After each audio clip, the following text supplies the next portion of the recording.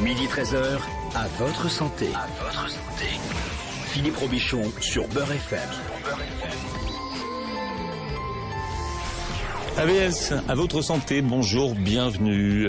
On va profiter de l'absence du docteur de labo pour accueillir Steve Abdelkarim. Ça fait plaisir de vous retrouver, dites donc. Eh ben, ça fait plaisir de même d'être à l'antenne et de pouvoir partager quelques conseils avec tout le monde. Bien, Steve Abdelkarim, vous êtes formateur en développement personnel, inventeur des méthodes à succès, booster d'intelligence et booster d'excellence.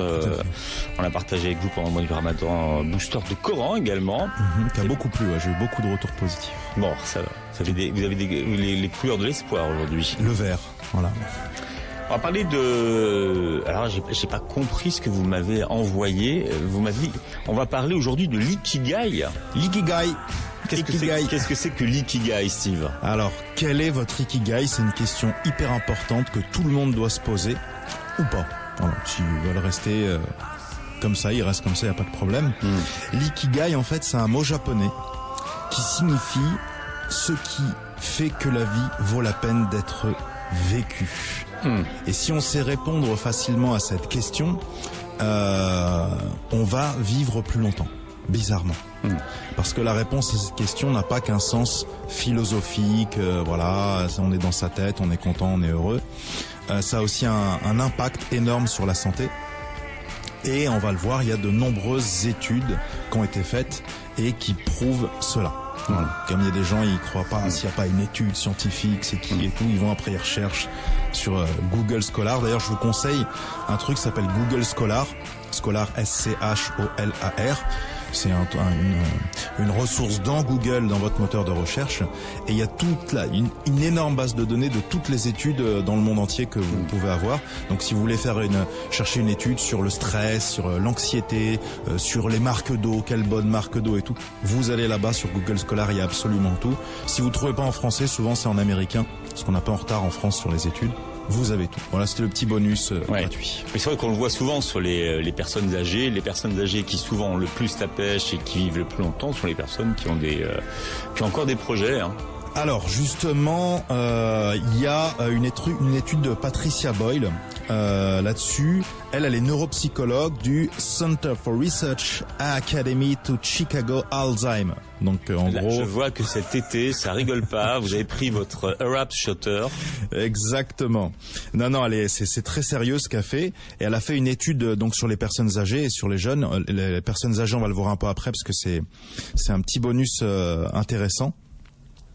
Alors donc, son étude, c'est sur the effect of a purpose of life, c'est-à-dire l'effet d'avoir un objectif dans la vie. Et donc c'est pas une petite étude, hein, ça a été porté sur des plus de 1000 personnes âgées de 80 ans. Elle a fait aussi un test sur des jeunes et tout. Et ils ont inventé donc suite à ça ce qu'on appelle l'échelle de Boyle. Donc l'échelle de Boyle, c'est pour faire simple. Sinon en vrai c'est l'échelle d'évaluation des buts de vie utilisés dans les travaux de Boyle. Voilà, mais bon comme ça un peu, tu t'endors déjà avant que la phrase soit finie. Et donc l'étude a montré pour elle que un but de vie permet d'avoir une construction psychologique qui va te donner une direction, une intention à tes actes. En islam, l'intention c'est très très important. Et un sens à ton expérience de vie. Sinon tu vas avoir plein d'expériences, mais dans tout ça il n'y a pas un fil d'Ariane. Alors oui, juste fil d'Ariane, parce que la dernière fois on s'est moqué de moi, on m'a dit c'est quoi ce truc fil d'Ariane? Il y a un fil quelque part par terre, tu vois. Oui, qu'Ariane a perdu. Non, vous regardez sur internet, sur Google, vous n'avez pas besoin d'aller sur Google Scholar, fil d'Ariane, c'est de la mythologie grecque, voilà, ça veut dire qu'il y a une espèce de quelque chose qui va relier tout ça, voilà. Donc par exemple, si je vous donne un exemple concret, moi dans ma vie à moi, on voit que j'ai été militaire de carrière. Et puis j'ai arrêté, on voit qu'après j'ai été dans la restauration de luxe, mais des produits très raffinés, avec des produits bio, tout ça. Et puis ensuite j'ai repris des études, un cursus humanitaire. Et puis maintenant je fais des formations de développement personnel. Donc on peut regarder que le fil d'Ariane dans tout ça, c'est les valeurs. s'engager pour la patrie, pour une cause, soit pour aider des gens. La restauration, c'est pas n'importe quelle restauration. Tu vois, il y a des valeurs, la bonne cuisine, la tradition, etc. Tu vois. Ensuite, il y a l'humanitaire. L'humanitaire, pareil, c'est de l'humain, des principes de vie, le développement personnel, encore une fois. Et donc, c'est hyper important, elle dit, que tu puisses avoir des grands principes qui vont te permettre de mettre des jalons dans ta vie. Et l'échelle de Boyle, elle a 10 niveaux. Alors là, je vais proposer aux gens qui sont là, que vous soyez chauffeur taxi, femme au foyer ou autre, c'est de voir quelle phrase, quand je vais la prononcer, va vous piquer le plus. Elle vous parle le plus. Voilà, exactement. Vous parle le plus, vous touche le plus, parle à vos valeurs, vos croyances, etc. Et donc, il y a 10 niveaux. Le premier niveau, c'est une phrase qui dit « Je me sens bien quand je pense à ce que j'ai fait dans le passé et à ce que j'espère faire dans le futur. » C'est-à-dire, j'étais aligné avec mes valeurs, mes principes, mes croyances dans le passé. Et je suis aligné avec ce que je suis en train de programmer pour le futur. Il y a une petite blague d'ailleurs sur le programmer, parce qu'il y a beaucoup de gens qui se programment des plans. Il y a une blague qui dit, je la traduis en français, c'est une blague de protestants, ils sont très protestants aux États-Unis, et ça dit: est-ce que tu veux faire rire Dieu? Les gens disent non, pas spécialement, mais comment faire rire Dieu alors? La blague dit: dis-lui quels sont tes plans pour l'avenir. Il va bien rigoler, tu verras. C'est une blague de protestant que j'ai entendue. Donc la deuxième phrase, c'est la première fois que j'entends de blagues de protestants. Ouais, sur Beurre FM, bon. Vous verrez après, il y a d'autres blagues, les blagues de végétariens, il y a des blagues de tout. J'aime bien me cultiver. La blague, en fait, en dit beaucoup sur une culture. Et il y a un dicton en arabe qui dit, que j'ai appris en Égypte quand j'ai étudié, qui dit « Fi kulli dahika yujad haq ». C'est-à-dire, dans chaque blague, il y a toujours une part de vérité. Ah, toujours. Tu vois. Ouais. Et j'aime beaucoup ça, tu vois. Surtout quand tu dis « mais non, je rigole ». Il y a toujours une part de vérité. Alors, donc le deuxième, c'est « je vis la vie au jour le jour sans vraiment penser au futur ». Là, on sent qu'il y a une coupure avec le passé. Et en fait, c'est ni bien ni mal. Il y a des gens en stratégie de motivation, dans notre émission, des gens qui sont programmés futur très long terme, d'autres qui sont pas du tout programmation futur très long terme, qui sont court terme ou moyen terme, pas plus, tu vois. Long terme, ils ont juste besoin d'avoir un mot, une valeur, quelque chose qui les guide, mais pas que ça soit trop précis. C'est trop calculé, il y a plus de goût du risque, tu vois. Trop prédictif, voilà. Le troisième, c'est « je pense à me focaliser sur le présent, car le futur m'apporte bien souvent des problèmes ». Donc là, on a une espèce de crainte du futur. On crée de l'anxiété pour quelque chose qu'on ne connaît pas encore. Ça se trouve, ce sera génial. Peut-être parfois, souvent, dans cette phrase-là, basée sur le passé. Comme ça m'est arrivé, ça risque de réarriver. Donc, bon, je préfère je fais mon quotidien. La quatrième, c'est « j'ai le sens d'une direction et d'un but dans la vie ». Donc là, on n'est pas encore aux gens qui savent ce qu'ils veulent faire, etc. C'est souvent la jeunesse ou des gens en repositionnement dans la vie. Mais ils sentent qu'ils ont quelque chose à l'intérieur d'eux qui vibre encore. Ils ont une légende personnelle, mais qu'ils n'ont pas encore découvert. Voilà. Et en stratégie de motivation, on voit que souvent les gens qui n'ont pas découvert, quand tu dis aux gens, mais toi, qu'est-ce que tu veux faire dans la vie? Dis, je sais pas, j'aimerais vraiment, mais j'ai pas trouvé. Et on voit qu'en fait, c'est pas un problème de motivation pour faire, c'est un problème de motivation pour trouver son objectif. Il y a un manque de motivation pour trouver un vrai objectif dans la vie. Tu vois, et on va travailler. Est-ce qu'il n'y aurait pas un problème de motivation pour trouver ton objectif? Donc ensuite, le cinquième, c'est « mes activités quotidiennes semblent banales et sans importance pour moi ». Voilà. Donc là, pas trop relié avec le passé. Oui, ça, c'est les gens qui s'ennuient un peu dans la... Ouais, voilà, ils sont comme, tu sais, la souris là, qui tourne dans sa roue. Elle tourne dans la roue, elle boit un peu d'eau à la pipette, elle mange un petit peu de graines, elle fait d'eau, et ça recommence. Ouais. Voilà. Tu me diras, c'est moins pire ça que de ne pas avoir de pipette, pas d'eau et tout, tu vois. Donc ils se disent, bon, moi j'ai une cage. Ça, tu le sais que le jour où on t'enlève ta pipette et voilà. Ouais, c'est comme dit Dieudonné, excusez-moi, je reprends ces mots. En général, quand t'es comme ça, la vie a un arrière-goût de pisse, comme il dit Dieudonné, voilà, ou d'urine, si vous voulez. Donc tu peux pas rester dans cet état bien longtemps. Le spectre est large finalement.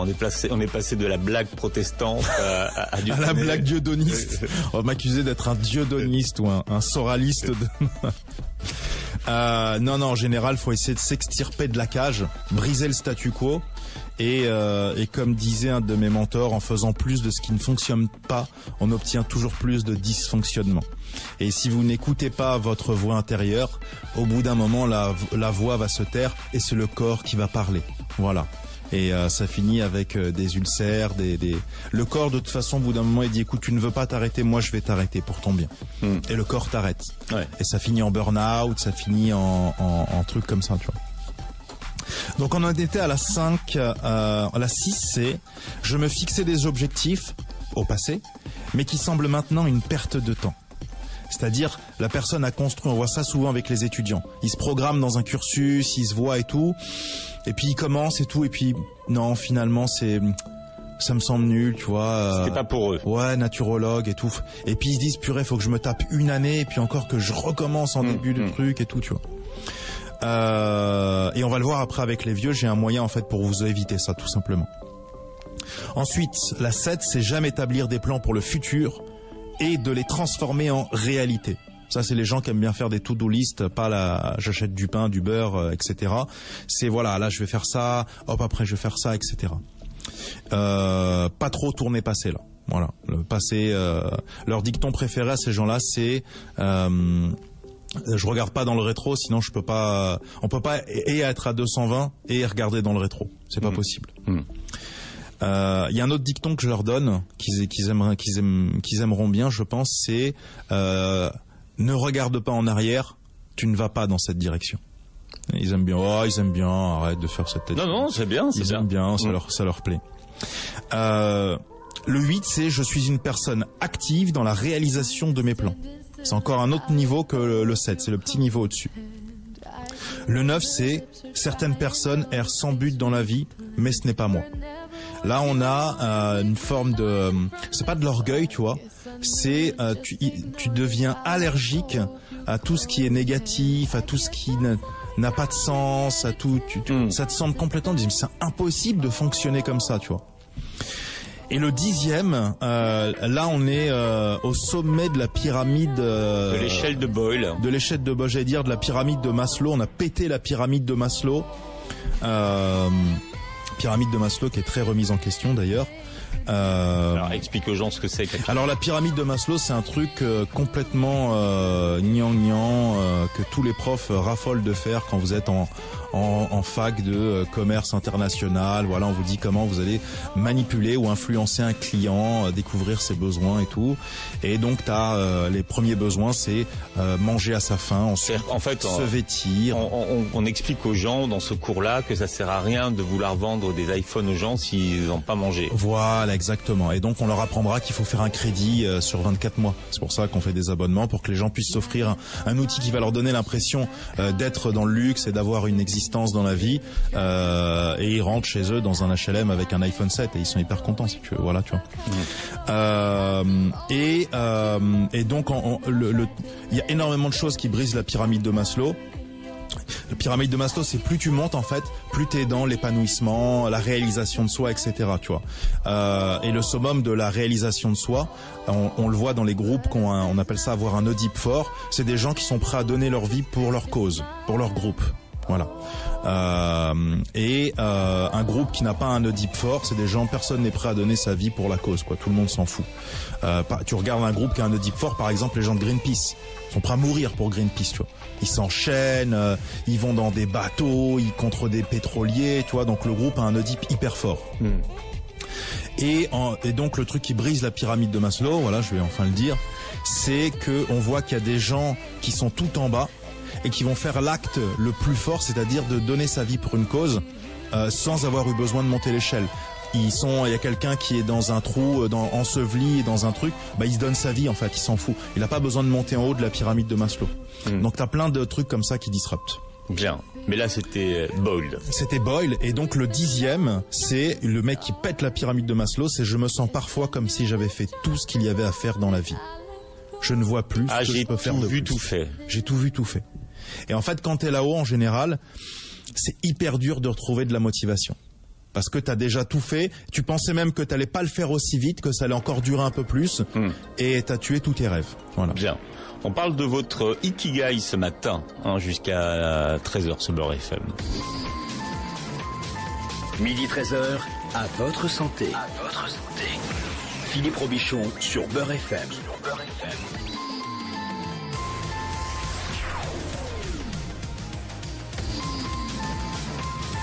Midi 13h, à votre santé. À votre santé. Philippe Robichon sur Beurre FM. À votre santé, Steve Abdelkarim est avec nous. Je rappelle que vous êtes formateur en développement personnel. Vous donnez des formations, Steve. Tout à fait, 2 formations par mois dans un cycle qui s'appelle le cycle Booster d'excellence, qui comprend 5 formations. Booster d'intelligence, booster de communication, booster de projet, booster de productivité, et la dernière, celle dont tous mes élèves raffolent, c'est booster de leader. D'accord. Avant ça s'appelait booster de leadership, mais comme personne comprend leadership, c'est quoi, à quoi ça sert. Booster de leader, c'est un peu clair. D'accord. Et donc, ça dure combien de temps une formation? Une formation, c'est une journée de 8 heures, et ensuite les gens, ils ont un e-learning, pareil, de 8 heures où ils peuvent s'entraîner, ils sont en contact avec le professeur constant. Voilà. Et puis après, je suis mes élèves pour les aider à exploser leur plafond de verre. Donc, si on veut venir vous voir, faut s'inscrire. Tout à fait. Vous inscrivez sur le site. C'est sur candidature, par contre. Voilà. On veut voir la motivation des gens, etc. On n'a pas beaucoup d'élèves par année. On veut vraiment des gens gonflés à bloc. Et puis voilà. Rappelez l'adresse du site. Transformation.net. Voilà. C'est avec un S. Transformation. Plusieurs transformations. Voilà. Transformations. Transformations à tous les niveaux. Voilà. Comme booster d'intelligence au pluriel, parce qu'on a plusieurs intelligences, les intelligences multiples. Pierre, on parle de votre Ikigai. Ça part d'un mot japonais, Steve Abdelkarim, qui veut dire, en fait... le sens de la vie. Enfin, qu'est-ce qui fait que votre vie vaut la peine d'être vécue? Est-ce que vous connaissez votre Ikigai? Voilà. Bien. Alors, on a vu, vous nous avez posé 10 questions. Chacun d'entre nous s'est maintenant positionné sur une phrase qui nous parle le plus. Tout à fait. Et donc il va falloir, une fois que vous êtes dans cette phrase, vous voyez un petit peu le chemin qui vous reste à parcourir, ou les problématiques que ça pose. Si vous êtes coupé futur, coupé passé, trop présent, plus aucun objectif et tout. Et on va voir pourquoi maintenant, par rapport à où vous vous situez, c'est hyper important de vous fixer un objectif. Et ensuite, on va voir, je vais vous donner des astuces pour pouvoir l'accomplir correctement.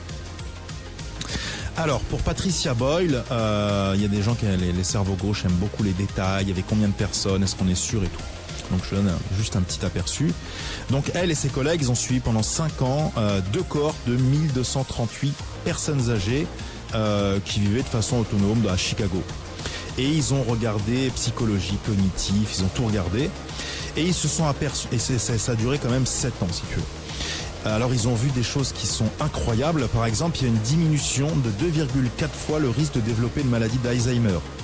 Il y a une diminution du développement de la déficience cognitive légère, c'est-à-dire des sens, la vision, l'audition, etc. Bref, ils ont vu plein de choses. Un déclin de 30% du vieillissement des organes. Tout ça uniquement à cause des gens qui ont un but dans la vie. Et ils ont même vu des gens qui avaient des pathologies graves. Donc des types cancer, sclérose en plaques, etc. Et c'est comme les gens avaient programmé un but, un objectif. Donc on avait la maladie qui était là en interne, mais la pathologie ne se déclarait pas ou très peu en externe. Tu vois, parce qu'ils se disaient non, je peux pas être malade, j'ai encore mon truc à faire. Et d'autres gens qui n'avaient pas de but avaient exactement le même niveau de maladie et pourtant ils étaient hyper malades, dans une chaise roulante, incapacitants et tout, tu vois. Et donc voilà. Et on a aussi une diminution de près de 50% du taux de mortalité, mais c'est énorme, tu vois. Et aussi, elle a remarqué ça, le sommeil et les fonctions physiques fonctionnaient mieux. Donc bien meilleure digestion, meilleur métabolisme suite aux coupures. Alors on les coupait pas pour voir si les vieux ils cicatrisaient mieux. Ouais.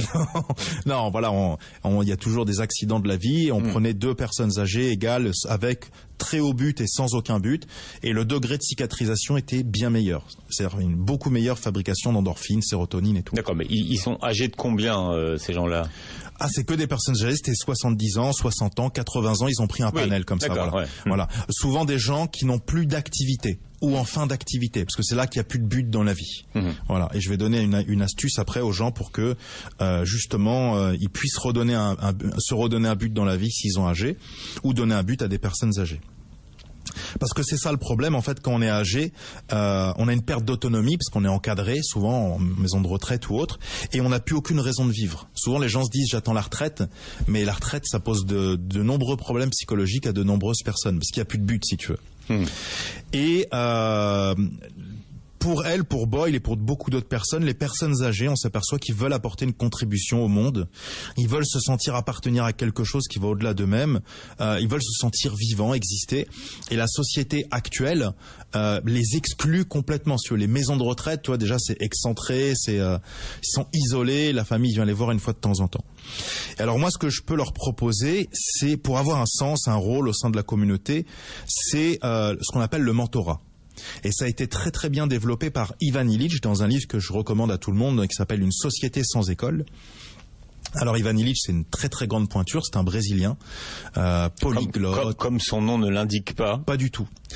Polyglotte, voilà. Ça sent le russe quand même, votre histoire. Qui, Illich ? Oui. Non, il est pas russe. Non, c'est pour ça. Ah, d'accord. Ouais. Et donc dans une société sans école, il imagine, comme le nom l'indique, une société sans école. Pour lui, l'école c'est complètement caduque. Ça n'a pas été rénové depuis des années. Tous les systèmes de stratégie de mémorisation sont obsolètes. Et en fait, si les élèves, si tu veux, c'est comme les méthodes d'arabe. Au bout d'un moment, si tout le monde est démotivé, si personne n'arrive à apprendre, si les gens ne viennent plus au cours, c'est peut-être que c'est pas tout le monde qui est démotivé. C'est peut-être que c'est la méthode qui est pourrie. Tu vois.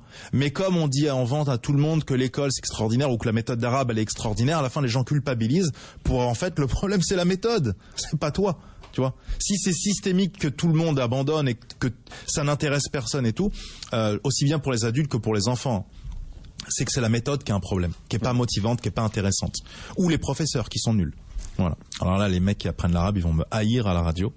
Non, il faut faire. De toute façon, on sait que le professeur, c'est fondamental. Ouais. Puis les gars, je vous explique juste. Avant d'être professeur, c'est un métier professeur. Voilà. Quand on est professeur, on fait une formation pour être formateur ou formation pour être professeur. Il y a un cycle pédagogique. Quel outil tu utilises ? Quel type d'outil ? Quel style de professeur tu es ? Comment tu gères les objections en cours ? Comment tu vas activer une personne qui est inactive ? Et tout ça, ça s'apprend, mon gars. Donc si tu n'es pas bon, c'est pas grave, tu n'as pas appris. Mais forme-toi, il y a des cours gratuits, il y a plein de choses qui existent. Et peut-être que tu penses rapprocher les gens de la langue arabe, du Coran, de ce que tu veux. Et en fait, tu éloignes les gens, tu vois. Donc voilà, c'est pas un message attribué à quelqu'un, c'était juste... Non, c'était juste la bête a poussé son cri. Exactement, le coup de... Qu'on appelle ça et qu'il est Jane, qu'il est truc, Dr Hyde, machin là. Non, enfin c'était autre chose. Alors, donc pour les vieux, voilà ce que Ivan Illich recommande pour les personnes âgées. C'est dans un système sans école, il dit, il n'y a pas besoin en fait d'aller à l'école pour savoir ce qu'on veut faire.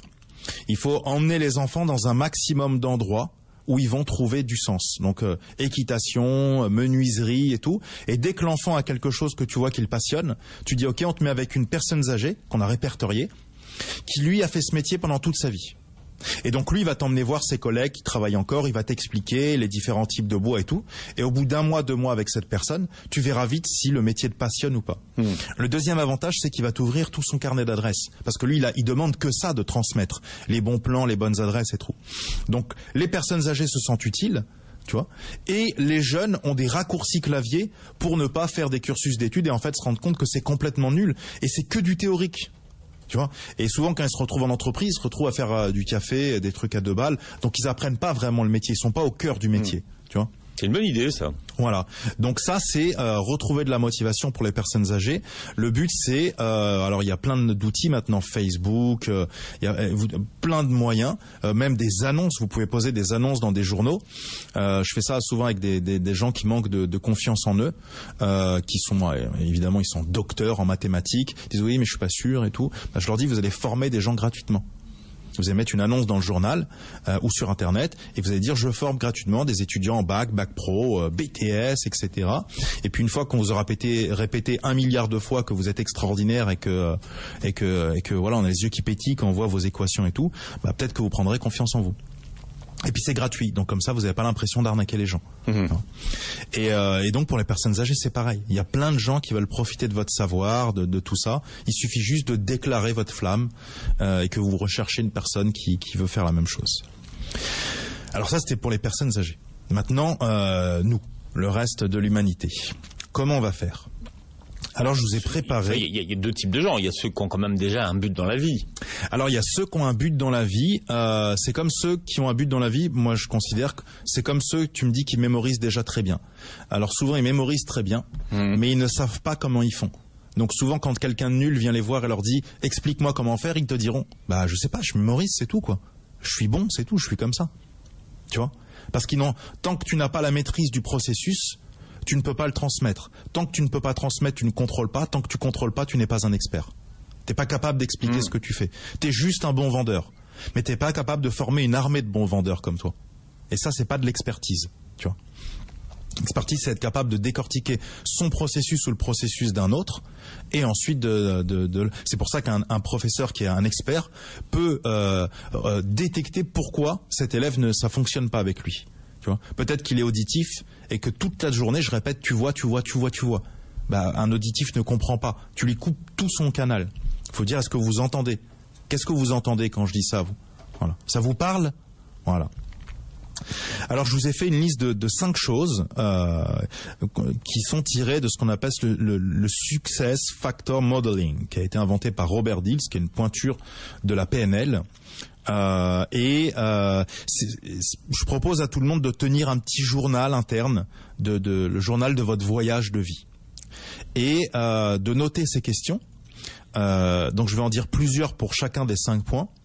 Et puis, au fur et à mesure, vous n'êtes pas obligé de tout noter tout de suite. Il faut laisser en subconscient monter les informations dans le cerveau. Et normalement, parfois, les informations vont jaillir comme ça. À un moment, vous aurez la réponse à la question, sans trop y réfléchir. D'accord. Donc d'un point de vue méthodologie, Steve, ce que vous nous proposez, c'est d'abord de noter les questions. Exactement. D'accord. On réfléchit et après on note. On réfléchit pas trop, justement. On laisse venir. Voilà, c'est la stratégie Archimède dont j'ai déjà parlé. Plus il réfléchissait, il trouvait pas en fait comment aider le roi à savoir si le trône était en or. Au moment où il arrêtait de réfléchir, le subconscient s'est mis en marche. Le conscient, c'est 7 infos par seconde. Le subconscient, c'est 13 millions d'infos à la seconde. Voilà. Et les génies utilisent le subconscient. Donc vous laissez ça en subconscient. Les bons plats se cuisinent à feu doux, pas au micro-ondes. Et ça va venir tout seul. Bon, alors on vous laisse le temps d'aller chercher un papier, un stylo, d'aller noter les questions. Et dans un instant, Steve Abdelkarim nous donnera ces fameuses questions. Midi 13h, à votre santé. À votre santé. Philippe Robichon sur Beurre FM.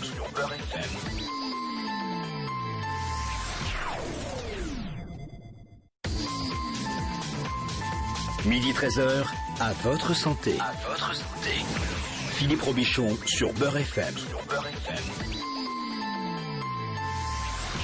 Allez, à votre santé. Jusqu'à 13h sur Beurre FM avec Steve Abdelkarim qui est là aujourd'hui avec nous, formateur en développement personnel et inventeur des fameuses méthodes boosters d'intelligence, boosters d'excellence.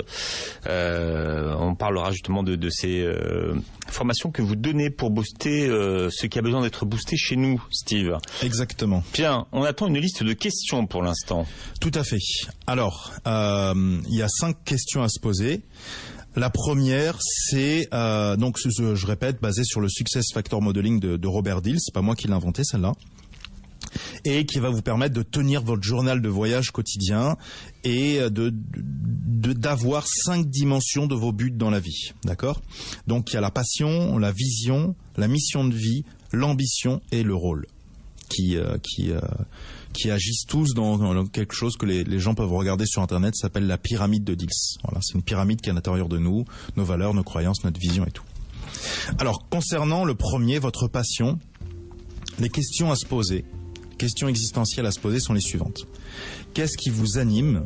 Qu'est-ce qui vous donne le sentiment d'être plus vivant, de vous sentir vivant ? Il y a des gens, ils ont besoin de faire des sports extrêmes pour se sentir vivant. Il y en a d'autres, ils ont besoin d'avoir des relations fortes pour se sentir vivant. Il y en a d'autres, ils ont besoin d'être seuls et de se recueillir face à des paysages. Voilà, chacun a quelque chose. Ensuite, toujours dans votre passion, si ça vous parle pas, quel est votre rêve? Ensuite, que feriez-vous de votre vie si vous n'aviez pas à travailler pour un salaire? On peut aussi la poser autrement en disant aux gens, si je vous donne 3 milliards de dollars, que vous passez une année à construire la fameuse maison pour votre mère, faire le tour du monde, sauver les orphelins, etc. Une fois que cette année est passée, il vous reste 2 milliards. Qu'est-ce que vous faites du reste de votre vie? Tout simplement. Au bout d'un moment, vous ne pouvez pas ne rien faire. On s'ennuie à rien faire. Vous allez devoir trouver un sens. Essayez de penser comme ça. Et vous verrez que souvent vous dites, tiens, je reprendrai bien les études peut-être. Ah bon, quelle étude? Je sais pas, une fac psycho, ça m'a toujours intéressé et tout. Bah écoute, arrête tout ce que tu fais et fais fac de psycho. N'attends pas d'avoir 1 milliard. Parce que c'est un truc qui est au fond de toi, que la petite voix a arrêté de te dire, parce qu'elle en a eu marre de te répéter un truc que tu ne fais pas, qui est en fait ta légende personnelle. Arrête tout ce que tu fais. On va pas répéter la phrase de Dieudonné, et fais-le. Point barre. Et la dernière question, si vraiment toutes les autres questions ne vous parlaient pas, c'est qu'est-ce qui te fait te sentir heureux? Quelle activité? Quel acte? Voilà. C'est ce que tu vois plus des gens? Est-ce que tu le vois plus toi tout seul? Est-ce qu'il y a de l'argent? Est-ce que qu'est-ce qu'il y a en fait? Voilà. Et déjà ça te donne une trame, tu vois. On est dans l'humain, on est dans les valeurs, on est dans l'argent, on est dans voilà. Donc la deuxième question concerne la vision. Très très important, la vision. Et on pourrait dire la première question, c'est qu'est-ce que l'énergie de votre passion vous donne envie de changer dans le monde? Donc si tu es passionné par le sport, si tu es passionné par l'humanitaire, si tu es passionné par la psychologie, qu'est-ce que l'amour de la psychologie te donne envie de changer dans le monde? Bah j'aimerais, si les gens connaissaient l'effet nocebo ou l'effet placebo ou quoi, vraiment ça les aiderait dans tout ça. Ok, ben écoute, vas-y, fais des vidéos, fais un blog, fais un livre sur l'effet nocebo, même si ça mène nulle part, en tout cas tu vas rencontrer des gens, des chercheurs, tu vas envoyer des mails, il y a quelque chose à creuser pour toi là-bas. Qui est peut-être un prétexte, hein, ce sera peut-être pas ça, mais en tout cas, la petite voix t'emmène vers quelque chose qui est bien. Si ça vous parle pas, que voudriez-vous voir de plus ou en moins dans votre environnement? Et que donc vous avez envie, pourquoi pas vous, de changer. Un de mes mentors disait encore une fois, quelque chose que je rappelle souvent en coaching, aux gens qui disent oui, mais qui suis-je moi pour aller faire ça, pour postuler, voilà et tout ça. Et je leur dis, mais qui es-tu pour priver le monde de ta lumière? De quel droit? De quel droit? Et qu'est-ce que tu vas dire quand tu vas mourir et qu'on te dira on avait mis une lumière en toi, on avait mis un savoir, on avait mis un potentiel et t'es resté là comme un navet à rien faire, à dire oui peut-être j'ai pas confiance en moi, j'ai pas estime de moi, je sais pas et tout. Eh ben mon gars, j'aimerais pas être à ta place. Ça va chauffer comme disent certains. Comme un navet. Ouais. Ça va chauffer. Alors, pour revenir, qu'est-ce qui pourrait changer ce monde qui vous entoure? Souvent, quand tu arrives à répondre à cette question, c'est qu'intrinsèquement, tu le portes en toi. C'est comme je dis aux gens, quel défaut, tiens, une petite question que vous pouvez vous poser, quel défaut vous détestez le plus chez un humain, chez les humains en général? Voilà, répondez à cette question sur une feuille. Et ensuite, quelle est la qualité que vous aimez le plus chez l'être humain? Répondez, faites une pause si vous êtes sur YouTube ou je sais pas quoi.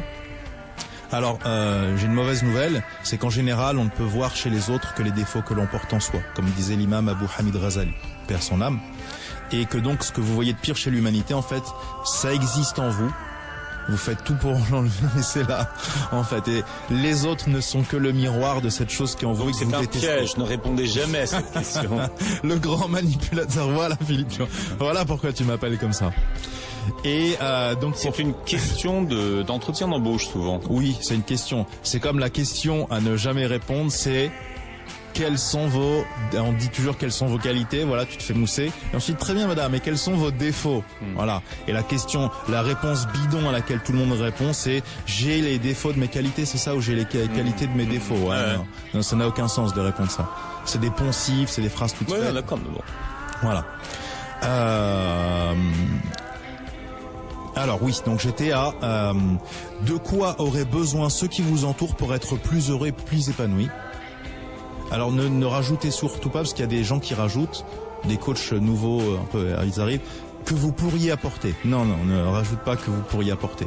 Là, tu vas être dans la confiance en soi, de l'estime. Juste, c'est quoi dont ils auraient besoin pour être plus heureux et plus épanoui. À partir du moment où tu arrives à l'identifier, c'est aussi que tu le portes en toi et que donc tu peux l'apporter aux autres. Mmh. Et si vous avez un problème de confiance en vous, estime de vous, faites-le gratuitement au début. Et voyez les retours, voyez les feedbacks, voyez ce que les gens en disent, etc. Donc voilà pour la vision. Ensuite, mission de vie, hyper important. Quelle peut être votre contribution unique, qu'elle soit mineure ou majeure, à la réalisation de votre vision? C'est-à-dire, t'as une vision, j'aimerais, voilà, que porter la psychologie comme un évangile à travers le monde, tu vois. Ok, comment tu peux contribuer à ça de manière concrète? C'est quoi? C'est Facebook, tu vas faire un blog, tu sais, des conférences, des tables rondes, tu vas mettre une annonce dans un journal, comment ça se matérialise concrètement? Et il y en a, ils vont dire non, moi les réseaux sociaux, non, moi il faut que je sois dans l'humain. Ils vont dire non, voilà, il faut, tu vois. Et donc ça va déjà te donner une piste ensuite comment concrétiser ta vision. Si ça vous parle pas, quelle est la qualité spéciale que vous avez que vous pourriez mettre au service des autres? Voilà. Alors souvent on se dit ouais, c'est vrai que moi je suis très chaleureux, voilà, je suis assez jovial et tout. Ok, comment tu peux mettre ça au service de ta psychologie, de ton sport, de l'amour de la boxe, de ce que tu veux. Et voilà pour la mission de vie.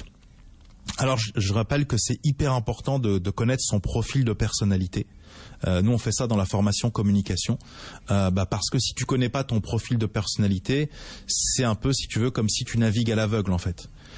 Connaître son profil de personnalité, savoir si on est cerveau gauche, cerveau droit, si on est plus dans émotion, si on est plus valeur, si on est plus croyance, si on est plus analyse ou si on est plus opinion, tu vois. Les gens pensent que opinion, analyse c'est pareil. Non, c'est pas pareil. Et donc ta manière de mémoriser tes cours, ta manière de vivre, ta manière de communiquer, tout est basé là-dessus. Donc un peu se connaître, c'est bien. Ensuite, les deux derniers, donc votre ambition, qu'est-ce que vous voulez obtenir d'important pour vous dans la vie? Et il faut pas se mentir quand on se dit cette question. C'est de l'argent que tu veux? Ok, il n'y a pas de problème. Dis le mot argent, marque-le. Tu veux combien? 1 million? Ok, marque 1 million. Faut assumer en fait son profil. C'est quoi? C'est aider l'autre? Ok, marque aider l'autre. C'est pas être fleur bleue, c'est pas avancer la fleur au fusil, c'est pas être gnang que aider l'autre. Tu vois, les prophètes aider l'autre. Personne va dire qu'un prophète c'est gnang, sauf un fou, tu vois. Donc voilà, il faut marquer qu'est-ce que vous voulez obtenir d'important dans la vie. Et il y a beaucoup de gens qui savent pas ce qu'ils veulent obtenir d'important dans la vie. Ils ferment les yeux en général, ils disent qu'est-ce que je voudrais faire d'important dans la vie. Qu'est-ce que je voudrais que les gens...